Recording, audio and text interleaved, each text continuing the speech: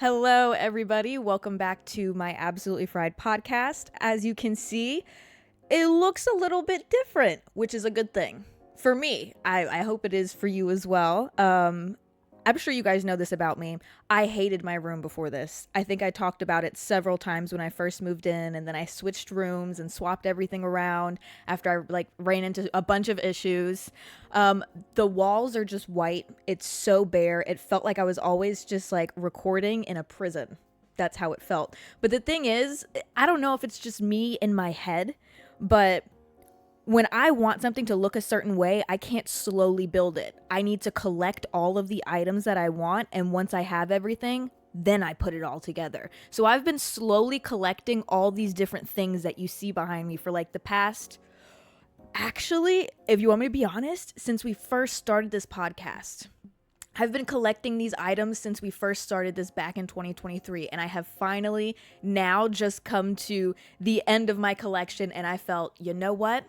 I have enough to get started. And here we are, my new little quaint setup. I hated the fact that it was always so white and bright, and I wanted to make it more of a warm, inviting area. I wanted it to feel like I invited you over to my home. Come over, come hang out, come chill with me. Let's smoke and talk about things. Literally anything. That I was going to try to list the things that we discussed, but honestly, babe, it varies from conspiracy theories to real world problems to we'll talk about politics to religion to the fact I'm on my period. So I hope that you guys enjoy this new setup. I also thought that it was the perfect time to go ahead and jump into it because, as you know, next week's episode is going to be our 100th episode on YouTube. Yay! I'm so excited. I do have plans for us.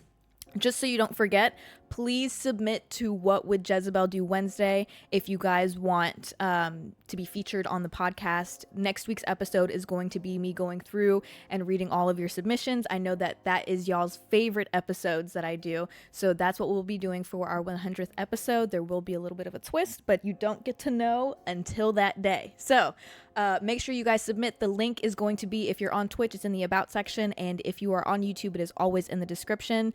If you're on any other platform, check my link tree. The link is always open and available there to submit. Don't wait until the last minute, girl. I'm telling you, I've already gotten into reading them. But anyway, let me do my little spiel. If you're watching on YouTube, hello. Please don't forget to subscribe. If you're more of a listener than a viewer, just know this podcast is available to you on every streaming platform. So Spotify, Apple Podcasts, Samsung, Amazon, you name it, it's there. Just search Absolutely Fried and it'll pop up, or you can check the descriptions for the link to it. How have you all been doing this week? As you can see, I've been booked and freaking busy setting this room up. The pictures do go higher. There is one that you can't see. If you were on stream yesterday, then you already know about this. But I got a newspaper. I'll have to post a picture so you guys can see it. I bought a first edition newspaper from when we took, let me put air quotes around that shit, the first steps on the moon. So it's super fucking cool. I'm definitely going to post a picture for you guys. If on YouTube, you know what, I might try to just take the picture and put it on the screen so you guys can see it. Because it's just so fucking cool. It's probably my favorite item, but it's at the very top, so you can't even see it. You would only see it if you watched my other live streams. But anyway, like I said, have been booked and busy this week setting all this up, but I have an interesting episode for us today. Go ahead and take your hits, guys, because this one's going to be very interesting.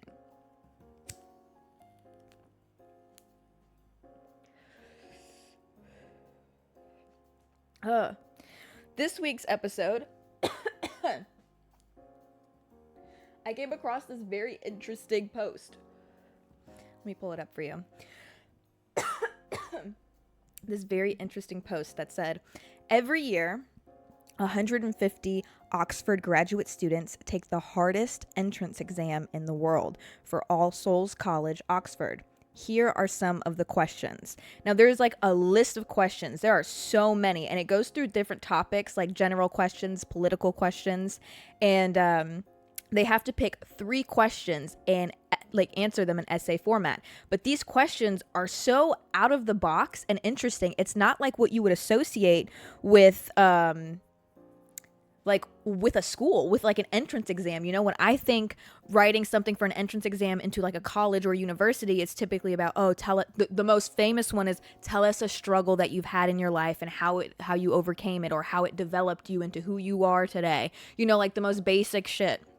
And then everyone just talks about, honestly, I feel like that question is tired out, to be honest with you, because what I've found, it's like, how do they use that as a way to like get students into a college? That one question of like, oh, what's a huge thing that you've overcome and how did it mold you into who you are today? Da da da da. Buddy. Oh my God. Like you're just asking people to talk about their struggles that they've been through, and it's like, how can you compare which student should be like, are we picking students based on what it is they've been through, and how do we choose which one? Like, do we choose which is the worst? Do we choose like which kid went through the worst situation? Do we choose based on how they overcame it? What if it was really difficult? What if there is no overcoming it? I just feel like that's such a difficult one to choose from. That doesn't make sense to me. Anyway, I'm not going to let my brain go too deep into that one. What I will get into, though, is that I took my favorite questions off of this list, and we're going to go through and we're going to answer them, because I'm going to tell you what I would have put. Maybe I should apply to Oxford. Girl, maybe I'd get in, honestly, because my answers to these questions, when I tell you these questions are out of the fucking box and not normal. Let's just go ahead and start with the first one. This one's going to blow your mind. Here we go. Let's start strong, okay? And mind you, this is like literally the first the first choice question on the list. Does the moral character of an orgy change when the participants wear Nazi uniforms? Now, let me tell you something. I like this line of questioning. I actually think that these questions that they have listed are the exact questions that children should be writing about to get into college. Honestly, this is a good one. This is a good one. So let's go ahead and unpack it the way that I would unpack it in my brain. Someone said sex is sex. Nope. Really? Yeah, I'll repeat it. Does the moral character of an orgy change when the participants wear Nazi uniforms?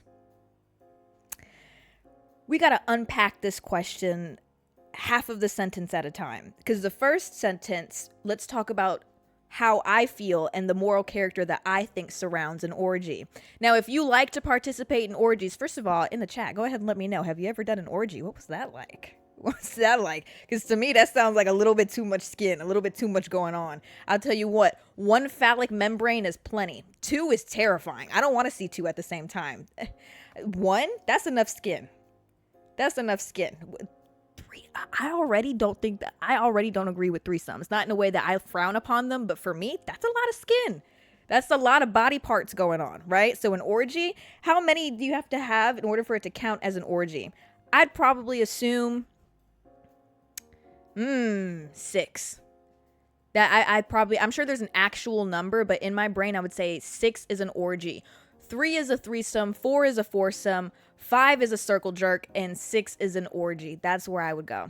That's how I would label it. Now, my opinion on the moral character of an orgy is you have got to be one.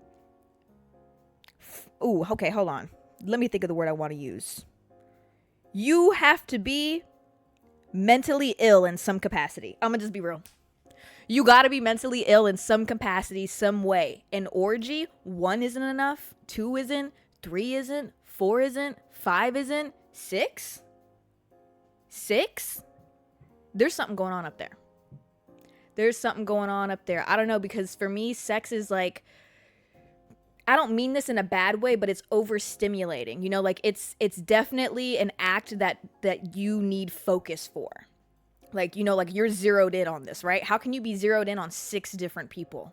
6 different people. That doesn't make sense to me. That's a lot. That's way too much going on for me. I'm gonna be real with you. If someone said it, I know it smelled like shake that ass in an orgy. I'd probably agree. Honestly, I would assume that, I wonder, what is the actual statistic on there has to be a statistic where it's like 1 in 4 people are stinky or some shit like that. I don't even know how to look up that statistic. What's the stinky statistic, you know? So if we got 6 people in a room, at least one of them smells. And one thing about a stinky smell is it will overpower a good smell easily, okay? If you don't believe me, go into a room that smells like rotten eggs and try to spray some fucking Febreze. After you take a fucking shit, you try to spray with some Febreze, that don't do shit.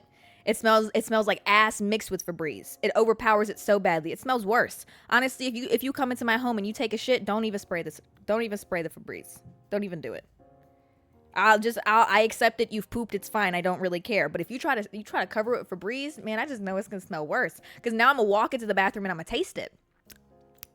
I don't want to taste it. Let's leave the Febreze out of it. There's no Febreze in my bathrooms when you come in there. There's not. So if you take a shit, you better be ready to claim it. But yes, no, if you are already having an orgy, I already question your moral character, like, straight up. Like, you definitely have something mentally going on up there, and I don't think it's a good mental thing that you have going on. I think that there's something lacking in your life. You are trying to make up for something.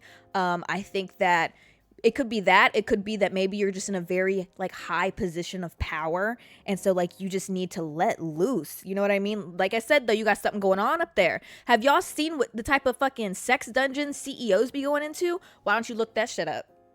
Why don't you look that shit up? Them freaky ass people, they be like, I don't even know what it's called, but they do this thing where they put themselves in like a plastic bag, like a giant plastic bag, right? And somebody sucks all the air out of the bag. So they're like packed inside that bag. Like, y'all ever seen, what's it called?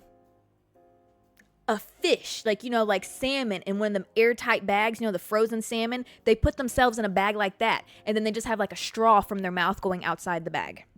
And they're just flailing around. That's right there.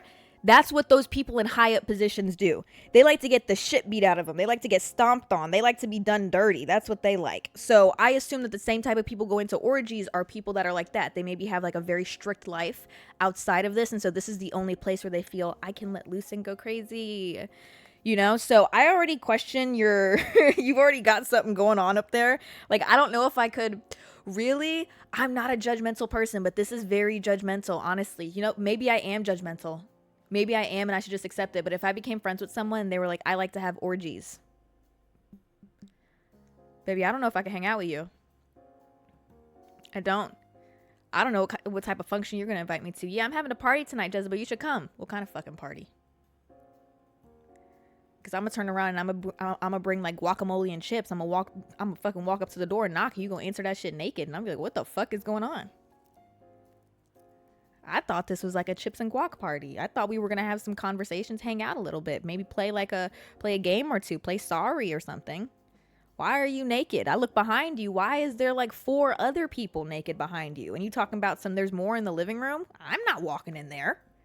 I'm not going in the is that a threat? I'm not going in the fucking living room. No, I couldn't. So boom, we've unpacked half the sentence. Already, Jezebel questions your moral character if you attend orgies already. Second part of the sentence is, does the moral character change at all when the participants wear Nazi uniforms? Absolutely. Absolutely. Without a doubt, they change. For sure. Why are we wearing Nazi uniforms? First of all, it's 2025. Last time that I heard that a Nazi existed, like, genuinely. I know there's, like, skinheads and there's, like, the KKK and, like, all that stuff. I know they're still out there. But I mean, like, publicly, like, legitimately existing in, like, large crowds of people. Like, they all live in this one city and it's, like, socially accepted. Bitch, that was in World War II. That was in, like, the 30s and 40s. That's the last time that I done heard of that actually existing. So, 2025, why are we wearing Nazi uniforms? No, absolutely not. The moral character does change because you have turned this into a kink. And like I said, I'm already questioning that you have something going on up here that's not mentally good. So if you're wearing a Nazi uniform, you are probably sexualizing what that stands for. And I'm not going to break down what being a Nazi means, but we all know that that's tied into so many racial things and so many problems. So take all of that and imagine it's been sexualized. That's what I imagine a Nazi uniformed orgy is. So yes, absolutely. I need to read a paper on this. I need to find somebody that actually got into Oxford, or at least just like wrote a paper for Oxford, and this was they saw this question and said, oh, I'm about to I got something to say. Oh, because they give you a whole host of questions. I'm telling you, it's like over 20 different questions that you get to choose from. So you think what we're gonna go over, babe, this is just scratching the fucking surface. I imagine you just pick whichever question that you are passionate about, honestly. So I want to find somebody who's passionate about Nazi uniformed orgies. Has it been 20 minutes? God damn. The bitch could talk, can't she? I tell you what.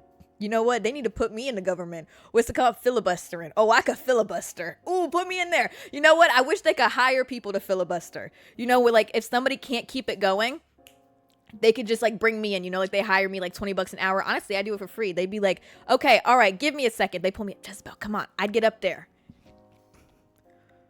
So orgies, right? Imagine if everyone in the orgy was wearing a Nazi uniform. Yes. Does that change the moral care? Yep. Up there, the Republicans, y'all getting into that one. Yeah, I know this one's getting y'all. Yo, say. I would be up there talking though. Is that a position I can apply for? I'd do it free. Anyway, speaking of Republicans and politicians, let's go ahead and get into this one. Is a dislike of politicians a sensible default position? A sensible default position. Yes. Short answer, absolutely. We shouldn't like any politician. We shouldn't like any of them. Not a damn one. None of them.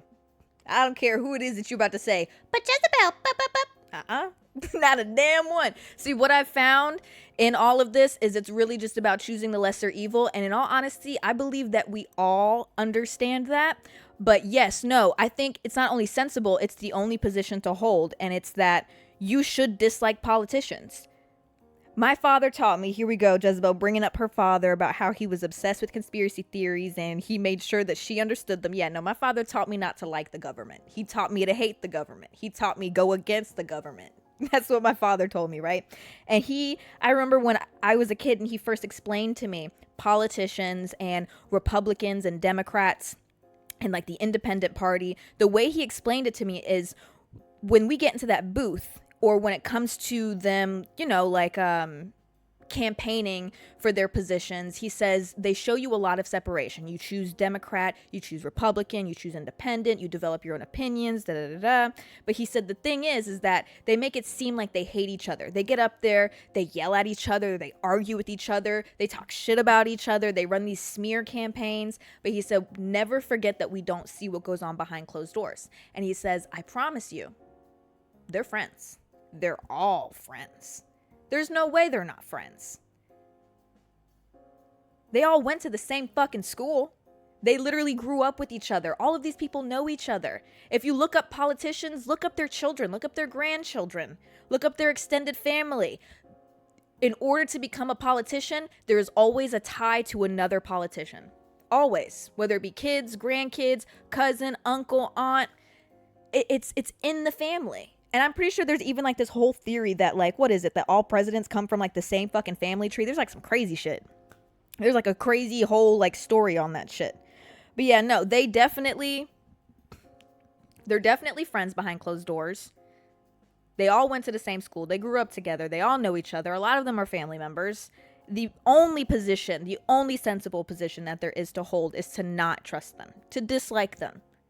They should be another reason why you want to dislike them as your first position on them is because they need to convince you that they're going to do right by you. You can't just walk into this blindly and someone just says, I'm going to do this for you. I'm going to do this and I'm going to do that. And things are going to be great now suddenly. I'm going to change literally all of America, everything that has been in the works for hundreds of years. Yeah, I'll be able to change that within 2 years. I can make that happen. You should not blindly believe that. You should not blindly believe that and be like, oh, you know, that sounds good. Yes, I like that. Yes, I like that. You need to look at them and think, well, prove it. Explain to me how you're going to do that. Because I don't believe you. That's how you need to think.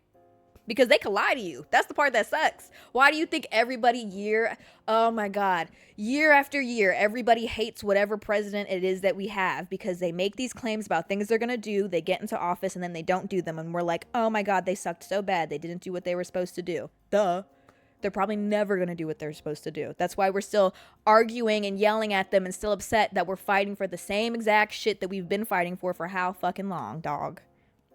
So yes, the only sensible position that I think that you should hold is to dislike them before anything. It's just how it is. Oh, so I didn't mean to get that. Ooh, I got into that one. I'll tell you what, we talk politics, I'll get into it. Any politics, religion, all them touchy subjects that people don't want to touch on, I ain't got no problem. It's so fascinating. It is so fascinating. This is going to tie into another one that we'll get into later, I think. I'm pretty sure too. So I'm going to go ahead and pocket this one and not say too much because I believe there's another question that like kind of dives a little bit deeper into this side of things. So let's go ahead and move on. Boom. What, if anything, should be done about the obesity epidemic? I like that they added if anything should be done, because then that leaves it open for people to write about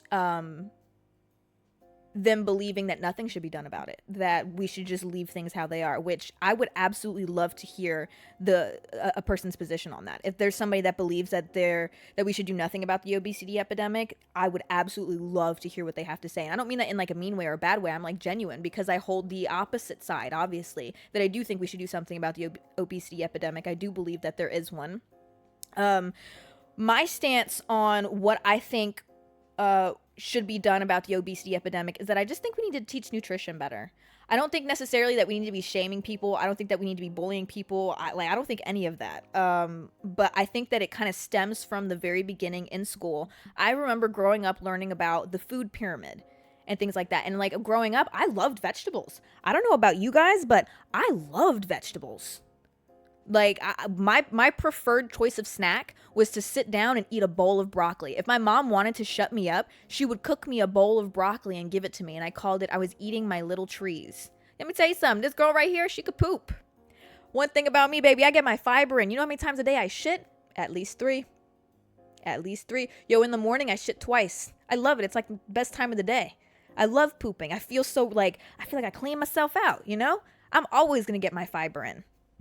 But I have like such a positive association with like vegetables and things like that. And honestly, this topic could get really deep, because there's also understanding the idea that obviously healthy food is more expensive. Then it could probably tie into talking about like food deserts, which if you don't know what a food desert is, it's a low income area that has no access to grocery stores or actual whole foods. It's just places that have fast food, and that's kind of like all they can eat in that area. And so there's obviously in low income areas higher obesity rates. And so it ties into so many things like that. But if we kind of negate all of that and we just talk strictly about things that we can do as a whole for the obesity epidemic, I think it's about teaching nutrition in a better way. I think that people have such a terrible, awful, horrendous understanding of nutrition. And I blame social media for that, because you get online, you find out about all these diets, like the most popular one is like a keto diet, or being vegetarian, or being vegan, and I don't mean being vegan as in like a lifestyle choice, like maybe you're actually against like, what's it called, abuse for like towards animals and things like that. I'm talking about being vegan as like a choice of like health, strictly from just like a health perspective. If you're like, oh, I'm going to be vegan because it is the healthiest diet, not because of like lifestyle choices or moral beliefs. But yeah, diets like that, low carb, high protein, or like some people cut out literally every food group altogether. There's a guy that I follow on Instagram. His name's Eddie Abbo. I don't know if you've ever heard of him. I follow him because I find him quite funny, but I absolutely don't agree with his lifestyle choices.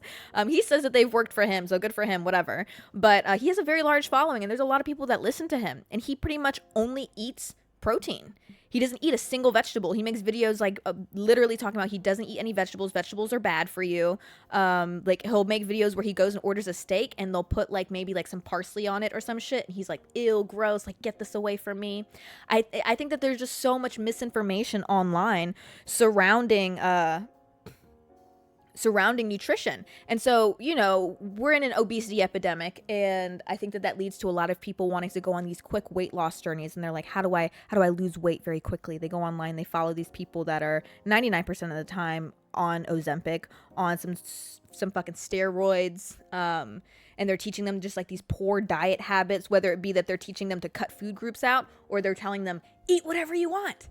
Eat whatever you want. It's okay. Literally, they're like, you know what? Like, I smashed like McDonald's, like Big Macs, like 4 times this week. It's for the bulk. It's for the bulk. You know what I mean? But it's about understanding that it's like, you know, that's like, it's a little bit dangerous. 4 Big Macs in 1 week. You know, that's a lot, babe. 1 sounds fine.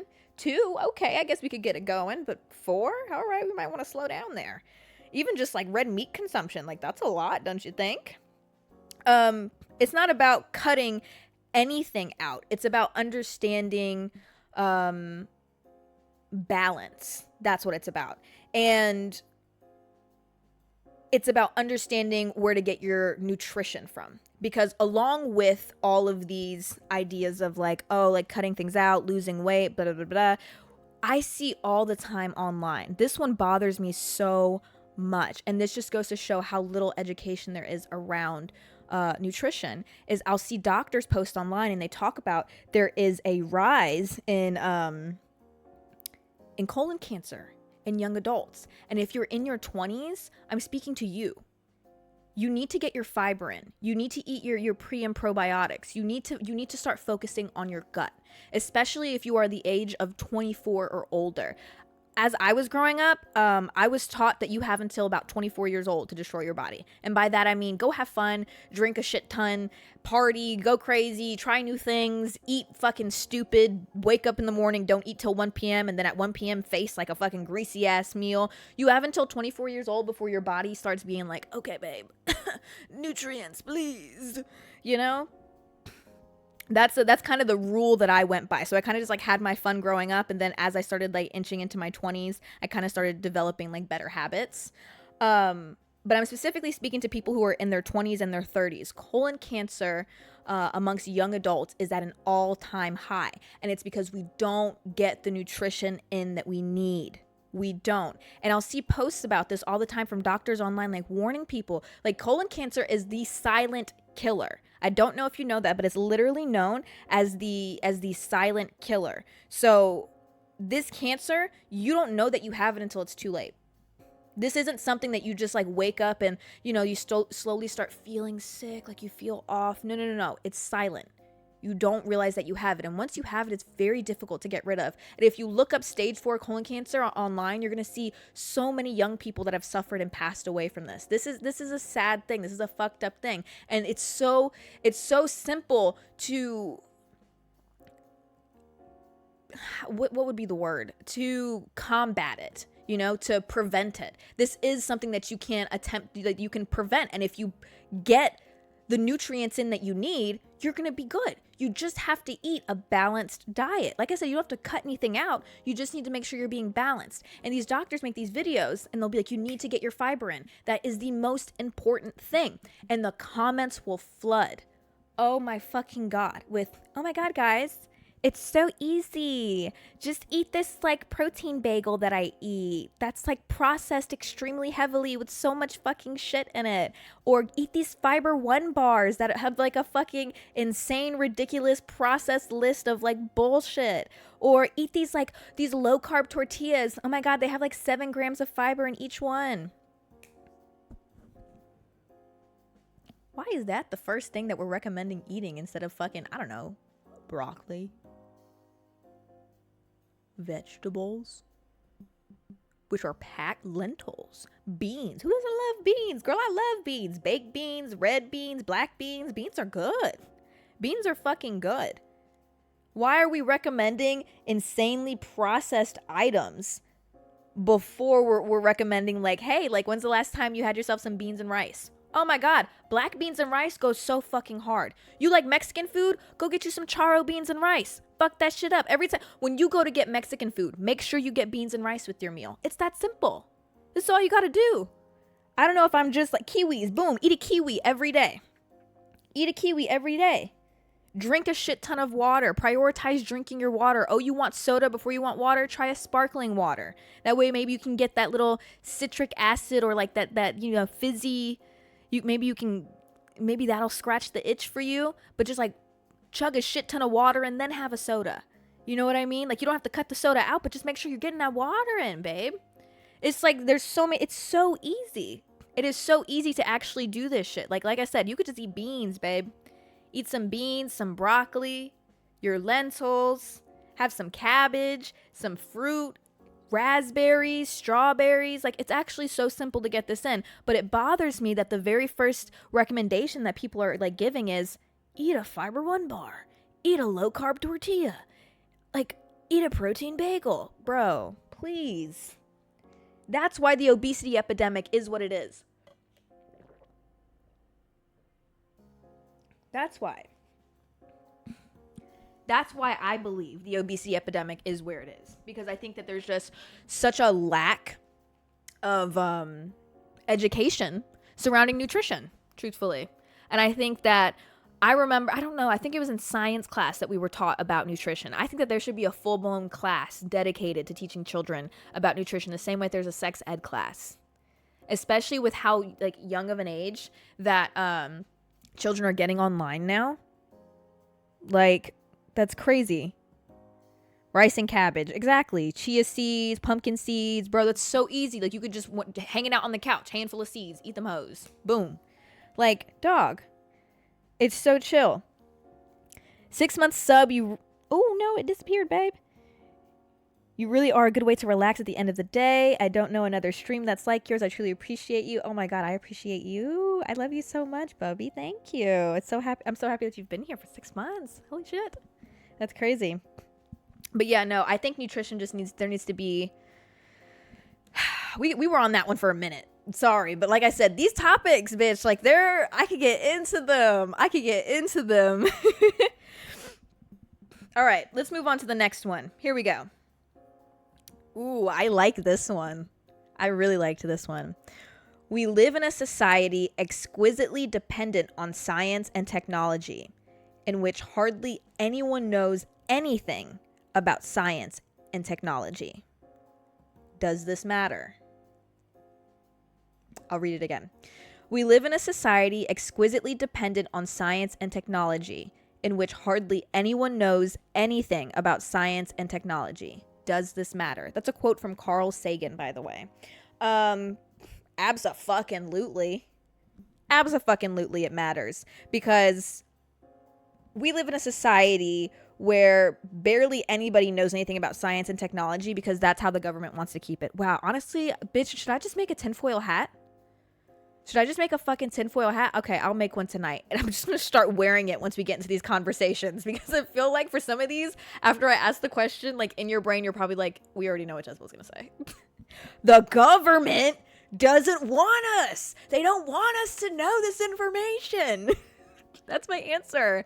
No, but seriously though, you have to think about it like this. Someone already brought up, they said AI scaries. Yes, AI. That's exactly what my main topic is going to be right here, is that they give us the information that we want to know, and I promise you we don't know the information until fucking decades later, probably a whole lot more. They have access to technology and things that we don't even fucking know about, and I'm sure that if anybody within our society, within the public, starts to figure something out, they take you out.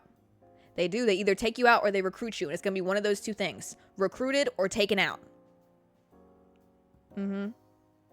Or my dad would say that they suddenly discover child pornography on your laptop. My dad is like a big believer in that. Like he's like, if a huge person, like a famous person or somebody that knows information, somebody political, or maybe somebody's been coming out and speaking about something, if they suddenly find like a bunch of child pornography, he's like, question it, Jezabelle. Question it.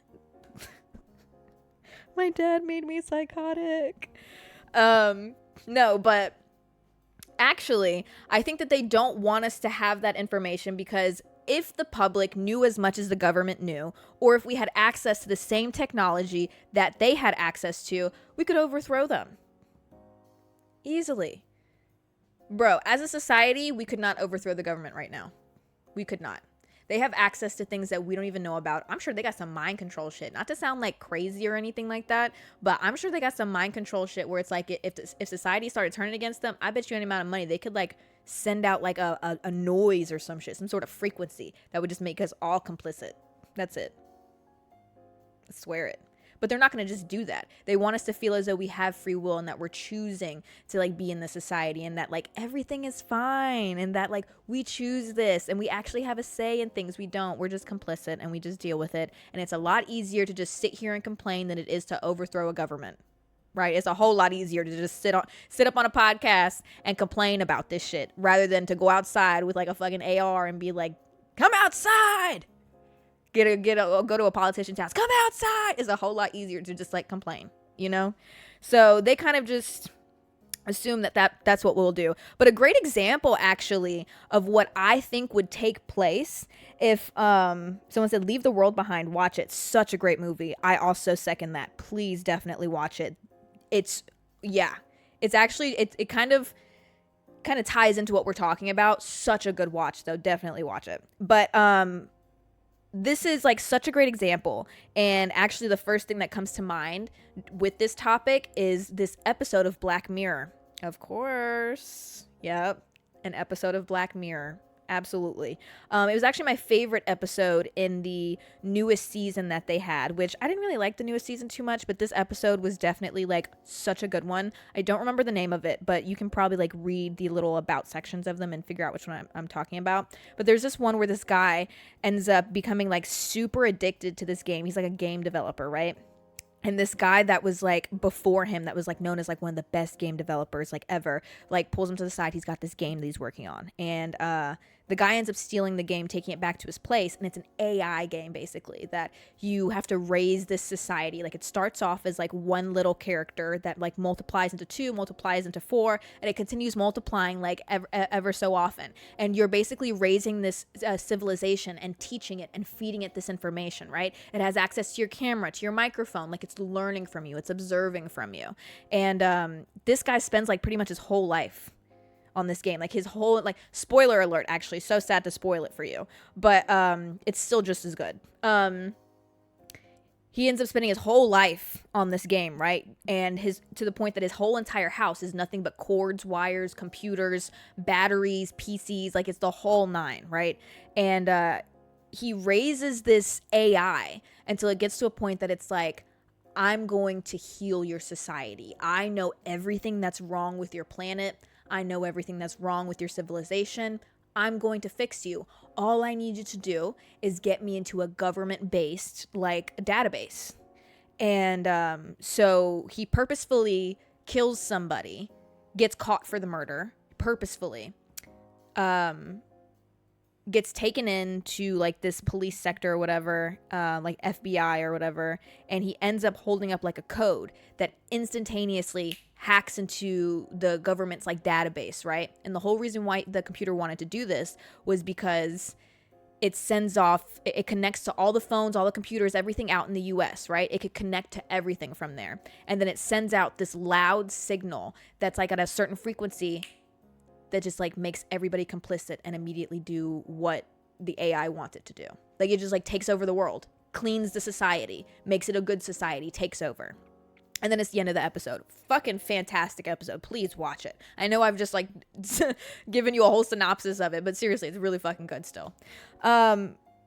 This is exactly what I think would transpire if we had access to the same shit that the government has access to. If we had access to that same technology, if we knew about technology or science advancements before the government did, we'd be able to overthrow it. We'd be able to fix it. We'd actually be able to do what as a whole society wants from the government. But they're not going to let us do that, so they keep us dumb. That's really what it is.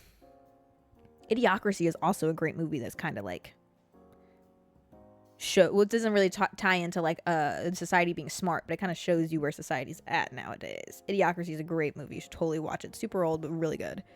But yes, that's how I feel about it. I do definitely think that this matters, and it's only like this because they just want to keep us in control. Very interesting topics. All this to get into a college? Like what? Why didn't they ask me these questions when I got into college? For me, it was like, what's your SAT score? Great, you're in. Boring.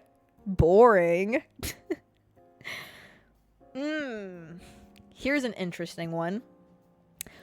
When is charity wrong? When is charity wrong? Are you usually live on Thursdays? I go live Wednesday through Friday. Thursdays are podcast days, though. So if you enjoy the podcast, definitely come on Thursdays. And make sure you put the notifications on so you can come and hang out all the time, though. For sure. We were live for like 5 hours yesterday. It's crazy. It was so fun, though. I'll repeat it. When is charity wrong? Wow. Tough and loaded question, actually. I'm such a giver. You guys know this about me. And I'm always saying give when you can, right? Always share. But when it comes to charity, I'll tell you what, man. I believe in donating to like GoFundMes, to people like directly when they need stuff. If somebody's super passionate about something, if there's like maybe like smaller charitable organizations, like totally down to do that. Larger organizations make me uncomfortable though. And it's because I don't know if you've seen, but a lot of people who run these charitable organizations are like filthy fucking rich. And I promise you, there's something going on behind closed doors tax-wise that's making this possible for them to pocket money. There's no way it's like 100% going to the charity. I never believe that shit. I never believe when it's like a massive fucking company or like a massive fucking organization and like the people who run the organization, all like all the representatives, all the people for it, the whole board, when they're all filthy fucking rich. I do not believe that shit. That shit don't make any fucking sense. It makes no sense to me whatsoever. And a great example of this, which it might sound kind of fucked up, but I guess this one's kind of just like a conspiracy theory though as to why I feel this way. But honestly, any massive organizations that are specifically for cancer, I think that they're all fraudulent, to be honest with you. But it's only because of like my little conspiracy theory brain where I feel that we've poured how much fucking money into cancer research and we don't have a cure. Shut the fuck up. Please don't talk to me right now. We've poured how much into cancer research and there's not a cure. We can come up with a cure for COVID within 8 fucking months, right? We can come up with a cure for the fucking plague. How fucking long ago? With what fucking technology? The fucking plague, which was taking out the entirety of the world. Taking out the world. But we can't come up. Matter of fact, I'm gonna look it up right now, y'all. I'm gonna look it up right now. How much money has been poured into cancer research? There's gotta be a number. Bro, please don't talk to me. This is crazy. It's not even giving me like an estimated like number from like all time. It's just saying from 2016 to 2020, roughly 24.5 billion.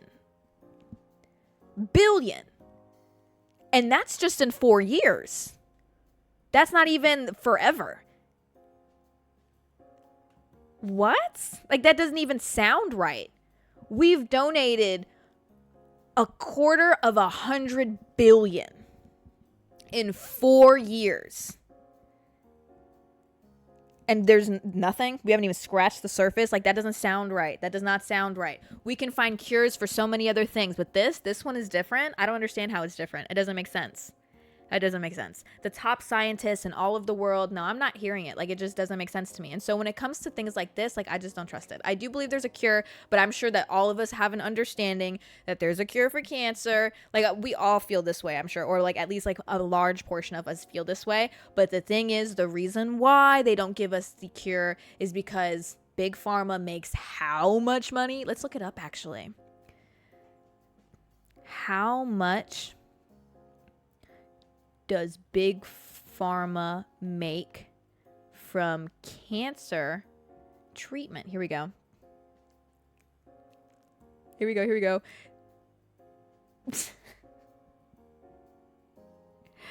Big Pharma earns billions annually from cancer treatments, with global oncology drug sales reaching approximately 176 billion in 2021 and projected to approach 320.6 billion by 2026. Yeah, baby, we ain't never getting a cure to cancer. They're never giving us the cure. Never getting that shit. So, bro, oh my God. I just it's very difficult for me to trust charities. That's just predominantly how I feel. Like I said, when we're talking about large organizations, I just don't really trust them. I think that there's a lot of tax evasion going on. I think that it's weird that they're all filthy rich.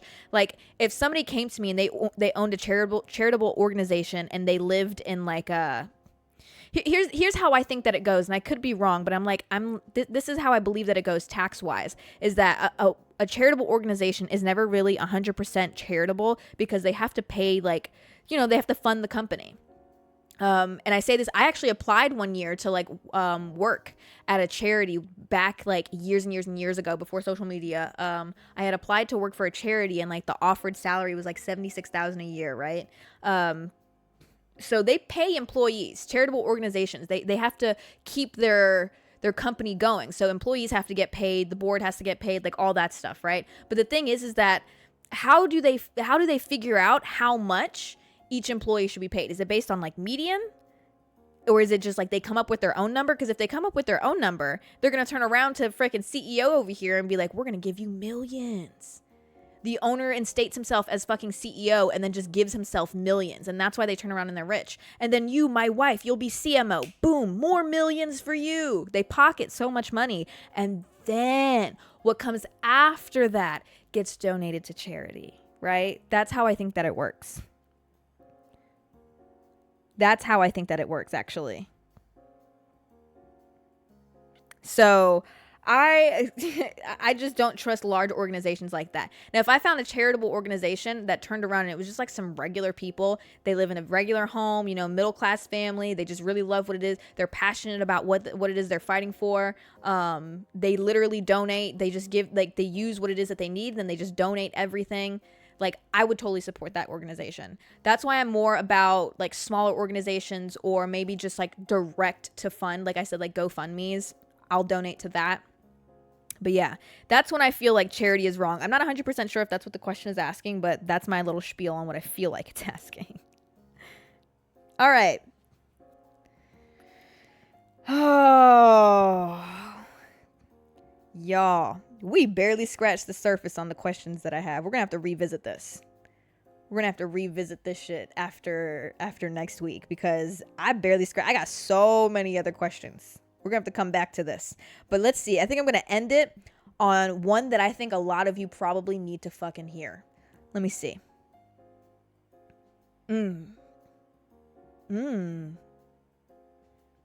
These are all so good, bitch.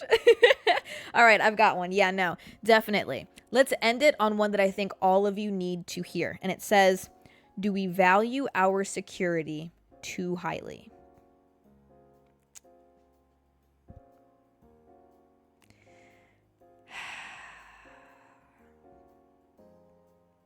One more time.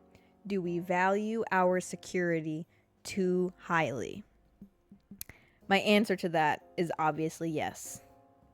And I think that we value it way too highly. And I think it's what holds a lot of you back from so much. Someone said not enough. What'd that mean? Okay. For me, I think that the question is asking about personal security. I don't think we're talking about boom, boom, pew, pew, armed security, shit like that. I'm thinking that we're talking about actual security within ourselves and what it is that we have. That's what I think that the type of security that it's asking about. Someone said our security is an illusion. Expand on that. That's what I believe that it's asking, though, about feeling secure in your situation, not fighting for more, just being complacent where you are. Things are good. Why would I change it? And this obviously stretches across the board for so many things. Like earlier when I was talking about like politics and like we are just complicit and like we just sit here because it's easier to complain about it than it is to go out and actually do something. Boom. Like that right there, that's just being complicit. That's just like, this is secure. Why change it? Like it is what it is. But to take it deeper, I think that we definitely value our security too highly. Someone said government gives you structured freedom. They can always take it away from us. Absolutely. Anything can happen. I think people hate on living a mediocre life when it's honestly still great. Like you said, we're comfortable and complicit, but we could easily lose everything. Money, housing, national security. Absolutely. 1,000,000%. 1,000,000%. And I think that I want that person to expand on that too. Somebody said, I think people hate on living a mediocre life when it's honestly still great. I want you to expand on that too if you're fine with that. Because I don't think that there's anything wrong with living a quote unquote like mediocre life, but I think that we have to understand the different perspectives of it, where it is as if you're living a mediocre life, and I feel like that's just like such a, I don't want to like say mediocre because I feel like that makes it sound like it's bad. So I guess I'll say if you're living a normal life. I don't want to call it mediocre.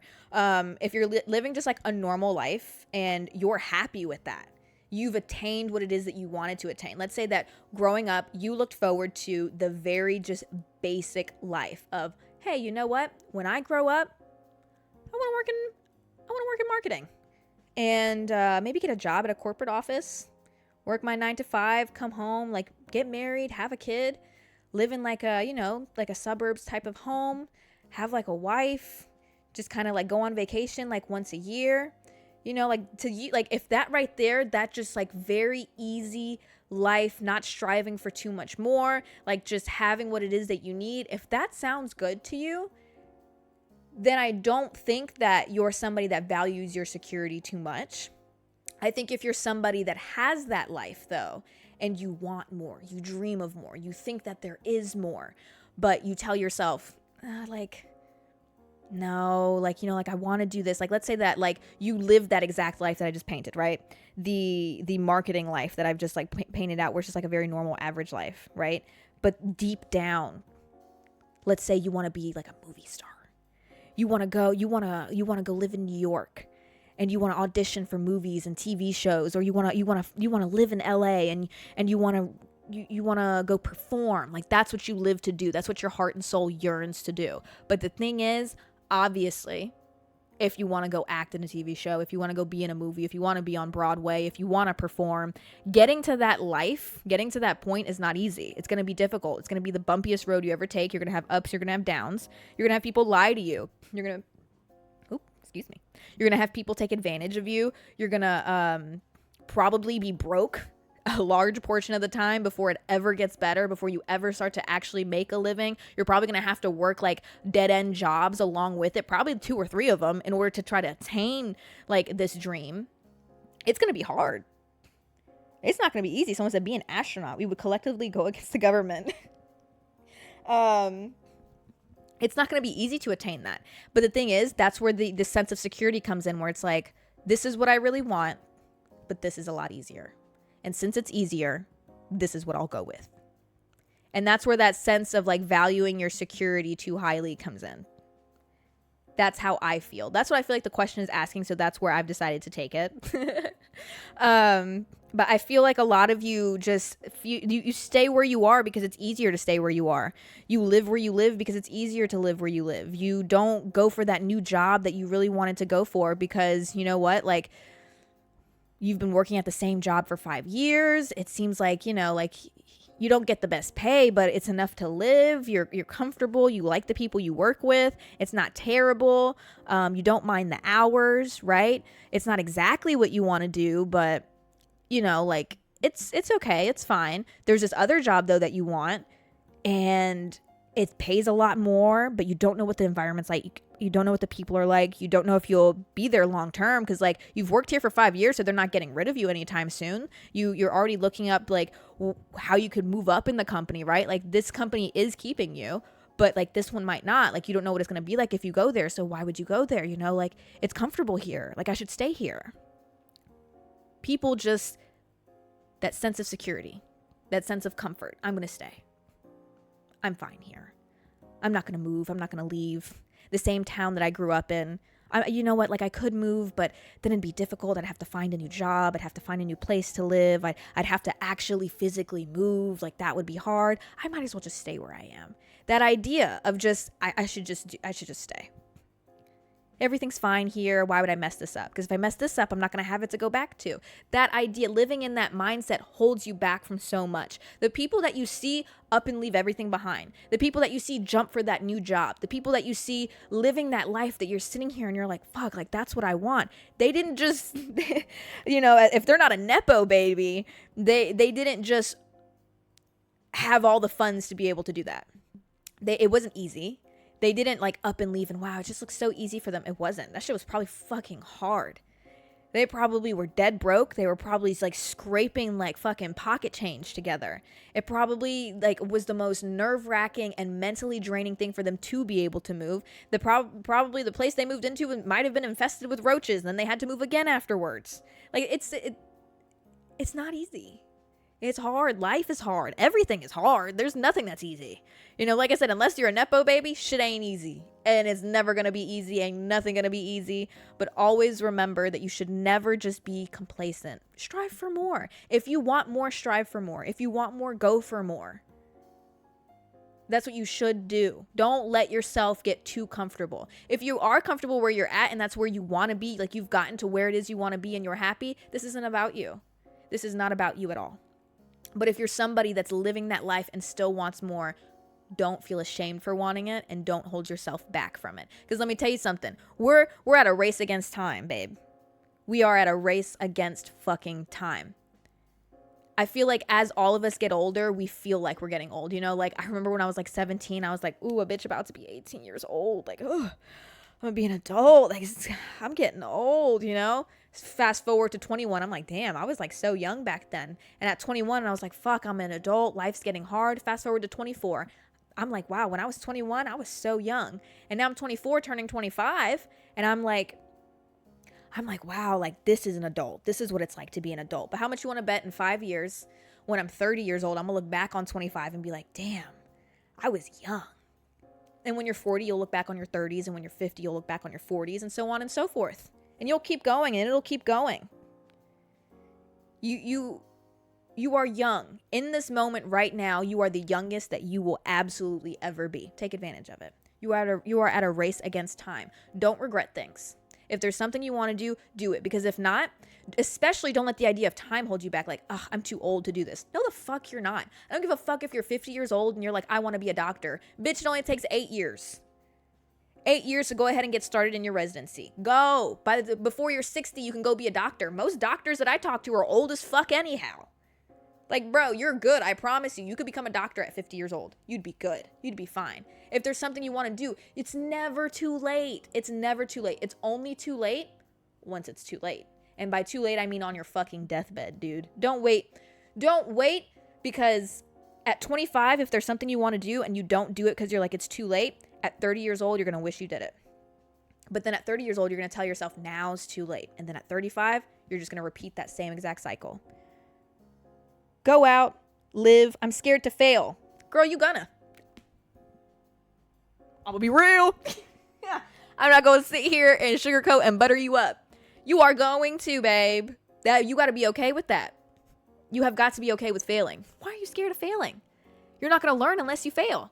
Bitch, I know you did not pass every single test that you ever took in your life. I know that you didn't. But guess what? You passed the class because you're here today. So you must have passed it. You have to learn. You're never going to learn unless you put yourself in that situation and fail. Stop being scared to fail. Failing is okay. Failing is not a bad thing. There's this negative connotation that's associated with the word fail, but there's nothing bad about it. You don't learn unless you fall. You had to learn to ride a bike. Bro, I've been making videos about fucking skateboarding. I busted my ass how many fucking times, dog? I'm still learning. I have no idea what I'm failing every time I step on that board. It's not easy. You're going to fail and you have to be okay with it. It's a part of life. Someone said, fail means first attempt in learning. There you go, bitch. There you go. There you go. Someone said, how do you know what you want to pursue? You only know what you want in this moment. Don't think too far ahead. You know what I mean? You only know what it is you want now, because the person you are today will not be the person that you are in 10 years. And that's okay. The person you are today won't be the same person you are tomorrow. You're going to learn things today and be a different person tomorrow. You're constantly growing and changing, especially if you're younger. Baby, that frontal lobe is not even developed yet. So trust me, you're going to completely change. The things you want now, that's why when you were a kid, you were like, I want to be an astronaut. I want to be a lawyer. I want to be a teacher. I want to be a mermaid. I want to be a princess. Like, you wanted to be different things, bitch. You were developing at such a quick speed as a kid. You were like, fuck, what do I want? You only know what it is you want to pursue now. So don't put too much into it. Do what it is that you want to do now. And if it changes in the future, change. Change. There's nothing wrong with change. There's nothing wrong with falling and getting back up. If the fear of failing is what's holding you back, baby, you are being held back for no fucking reason. No reason. Someone said, I'm 23 and have no idea what to wear tomorrow. Girl, I'm right there with you, queen. I'm right there with you. I figured it out, though. You're going to figure it out. You're not going to go outside naked, though. All right, guys. I know that a lot of you needed to hear that. That is probably like the biggest thing that plagues us just as humans, is being complacent, feeling secure, and just sticking with it. Being scared of falling. I know that a lot of you need to hear this, and I'll constantly remind you. I will. I have no problem doing it, because I've been in that same mindset before. But the only way that my life changed was when I finally decided, okay, I'm just not going to be scared of failing. And I just jumped. And then I realized everything worked out. Because did I fail? Oh yeah, for sure. It was hard. But you jump and then you make it work, and you learn and you get better. And then things go the way that you actually wanted them to go. But you got to take chances. You do. Don't be afraid. One thing that I hope that you guys learn in this lifetime is to not be afraid, because, you know, I talk about religion and spirituality and like what comes after this, and we have hopes for more after this, you know, but we really don't know. So shit, you better live as though this is the last life you're going to get, because you really don't know, girl. You really don't know. So fucking go live it up, dog. Go live it up. Somebody said earlier they want a peach cobbler. Bitch, you better go get a fucking peach cobbler tonight. That's all I know. You better go get a peach cobbler. Everybody, treat yourself to a peach cobbler tonight. All right, guys. This was fun. I hope you guys enjoyed it. I hope you like the new setup. I'm loving it. This is definitely going to be how it is from now on. I might mess around with the lighting and stuff. Maybe I'm trying to make it like super... There's a very specific vibe I'm going for here. A super chill vibe. But I also like need to mess with the lighting to make sure that it's like a clear picture for you guys, because cameras are stupid. But so far, I think that this is good. I think that we cooked here, guys. We really did. We really cooked here. And before we go, I want you to see this one. It's my favorite. Isn't it so fucking cute? Ah! Oh my God, I love it. Okay, guys. Thank you so much for hanging out with me. Make sure you put the notifications on so that you guys can come and hang out with me every time I go live, or so that you just don't miss the fucking podcast. I see tons of people comment on the YouTube channel, which if you're watching on YouTube, babe, come turn the notifications on Twitch. I promise you need to, because I see people comment all the time. Jezabelle, I'm in a different country. I always miss it. I want to join live. I do this at different times because I'm trying to reach you in different countries and different time zones. So come put the notifications on. You might make it one day. That would be super fire to have you here. I love you guys so much. I hope you enjoy the rest of your night. I hope that you sleep very well tonight, and I hope that you wake up feeling great, because tomorrow's going to be a great day. And the rest of the week, the whole weekend, everything. It's going to be so fire. You're going to enjoy some peach cobbler. It's going to be fun. You're going to go for a nice walk. You're going to breathe some fresh air, and you're going to push yourself to do more for you, because you're not complacent. You're not. You're not too secure. You're going to go out, you're going to have fun, and you're going to do what it is you want to do in life. Okay? I love you so much. So, so much. And no matter how hard it gets, I'm here for you, girl. I love you. Bye, everybody.